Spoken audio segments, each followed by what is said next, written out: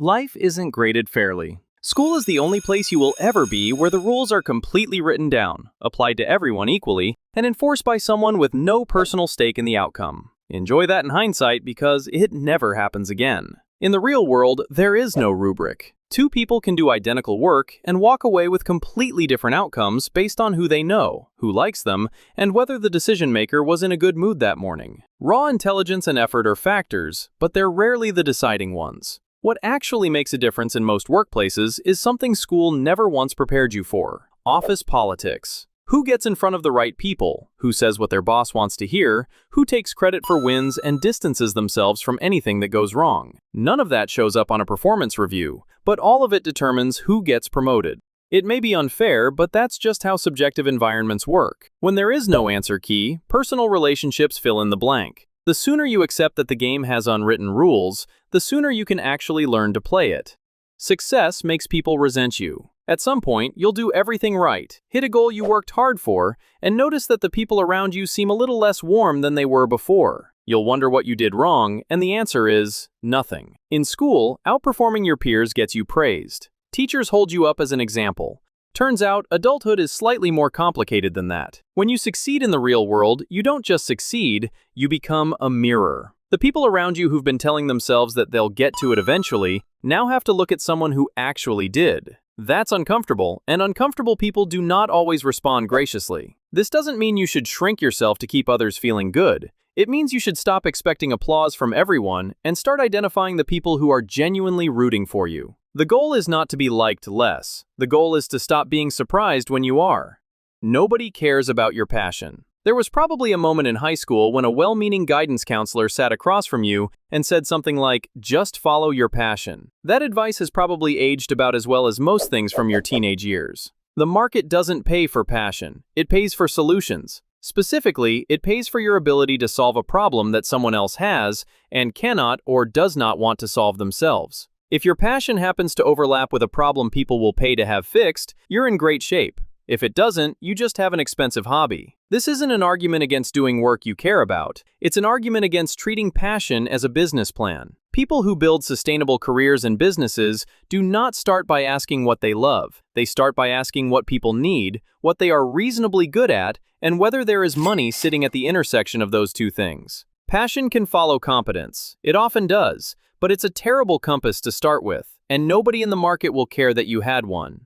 Time is worth more than money. When you were a kid, you had enormous amounts of time and almost no money, so you did what made sense. You spent time to save money. You walked instead of taking a cab. You spent 3 hours finding a coupon for something that cost $4. Perfectly rational given the circumstances. But circumstances change. As an adult with an income, your time becomes the scarcer resource. Every hour you spend on something a professional could handle in 20 minutes is not actually saving you money. It's costing you the hour, and depending on what else you could have been doing, it probably costs more than hiring the professional ever would. A lot of people keep the scarcity mindset from childhood long after their situation has changed because it feels responsible. Spending money to buy back your time can feel indulgent until you do the math. It's just the same calculation you were already making, except rational. No one's giving you permission. For 13 years, the correct move was to raise your hand and wait. Wait for the teacher to call on you. Wait for the bell. Wait to be told what comes next. The system was built around permission, and you got very good at waiting for it. Then school ended, and suddenly you're expected to operate differently, without ever being told. In the real world, the people who move forward aren't the ones who were given permission. They're the ones who stopped waiting for it. The job you want isn't going to be handed to you because you're clearly the most qualified. The project you want to lead isn't going to be assigned to you because you've been patient. The business you want to start isn't going to start itself. Permission in adulthood is mostly just delay wearing a responsible disguise. The question worth asking isn't whether you're allowed, it's whether you're willing to move without someone telling you to, because that's the only version of permission that actually works. There is no permanent record. At some point in your school career, someone invoked the permanent record. The implication was clear: mess up now and it follows you forever. For most things in life, this is completely false, and believing otherwise has kept a lot of people stuck longer than necessary. Outside of committing actual crimes or burning your professional reputation in a public and irreversible way, failures do not follow you the way you were taught to fear. A bad job you quit, a business that tanked, a relationship that fell apart. These are not permanent stains. They're just information about what didn't work, which is reasonably useful data for figuring out what might. The permanent record was always more threat than reality. What's more important is your pattern of behavior across years, and patterns can be changed. The version of you that failed at something 2 years ago is not the version submitting the next application, starting the next company, or trying the next approach, as long as you fail forward and learn from your mistakes. You can't cram for success. School taught you that the timeline is flexible. You can ignore something for weeks, spend one brutal night catching up, and still pass. It's not pretty, but it works often enough that the lesson sticks. Deadlines are real, but the work leading up to them is negotiable. That method collapses outside of school. You cannot cram for your health. Skipping exercise for 3 years, then going hard for 2 weeks doesn't reverse the damage. You can't cram for retirement. 10 years of not saving can't be fixed by one aggressive year of contribution. You can't cram for a relationship. Years of neglect can't be fixed by one apology. These things rely on compounding, not last-ditch efforts. Every day you don't put something in is a day the gap grows larger, and unlike a final exam, there's no defined date by which you can pull it together if you just push hard enough. The all-nighter strategy doesn't work because you've already lost so much time, there's no way to ever catch up.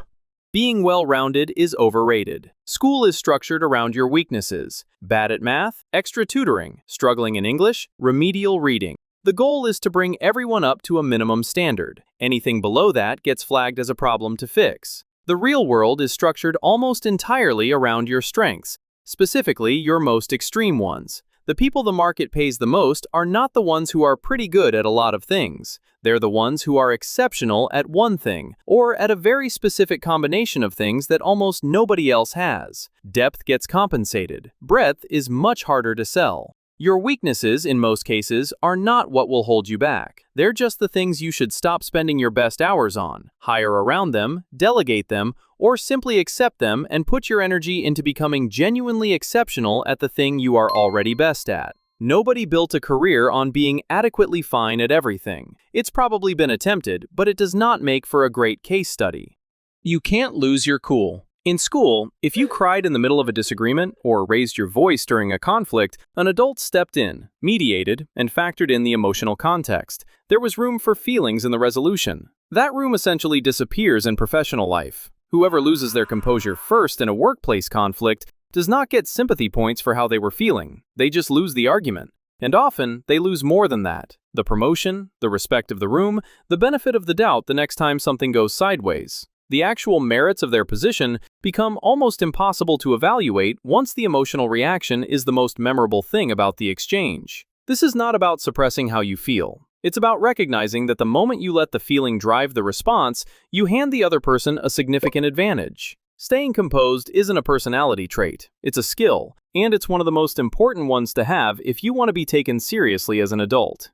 Quitting isn't failing. From the time you are old enough to be in anything, you're taught that quitting is the worst possible outcome. Push through, stay the course. Finishing what you started is a virtue, and leaving is something to be ashamed of. This is a useful thing to teach children. It is a less useful thing to carry into adulthood. Strategic quitting is one of the more underrated skills you can develop. Leaving a job that has no future for you is not failure. It's knowing your time is worth more than a paycheck. Walking away from a relationship that is genuinely not working is not giving up. It's refusing to let just okay cost you the chance at something great. Abandoning things the second they get hard, before you've even given them a fair shot, is the kind of quitting they warned you about in high school. But that's impulsive quitting, and it's worth distinguishing from the deliberate kind. Knowing when to leave is not the opposite of resilience. Done right, it's what resilience actually looks like. Life is constant maintenance. When you were a kid, the house stayed warm, the fridge stayed full, and things that broke got fixed. None of that happened by accident, and none of it required any effort from you. You just existed inside a system someone else was running. Then you graduate and you become that someone. Adulthood is largely the management of entropy, the slow, constant process by which things fall apart when you stop paying attention. Your health, your finances, your relationships, your living space. None of these maintain themselves. The default direction for all of them, without consistent input, is gradual deterioration. It sounds exhausting, and honestly, it is. But constant maintenance is simply the price of admission for growing up. The people who seem to have things under control aren't people for whom things come easily. They've just accepted that upkeep never stops and designed their lives around getting it done. There's no point at which you finish getting your life in order and get to stop. Maintenance is part of the job. The sooner that stops feeling like a burden and starts feeling like just the thing you do, the easier it gets.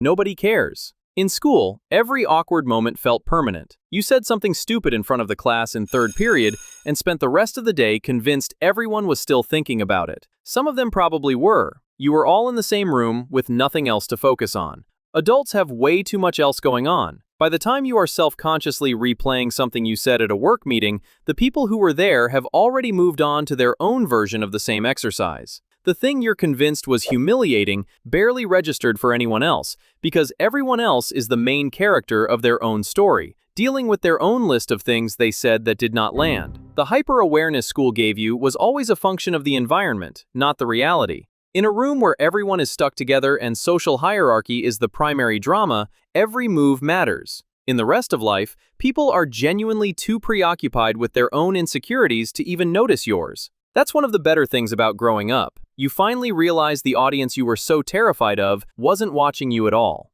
School taught you how to follow the rules, wait your turn, and color inside the lines, but adulthood is entirely unscripted. It takes a minute to adjust, but that's what makes it more interesting.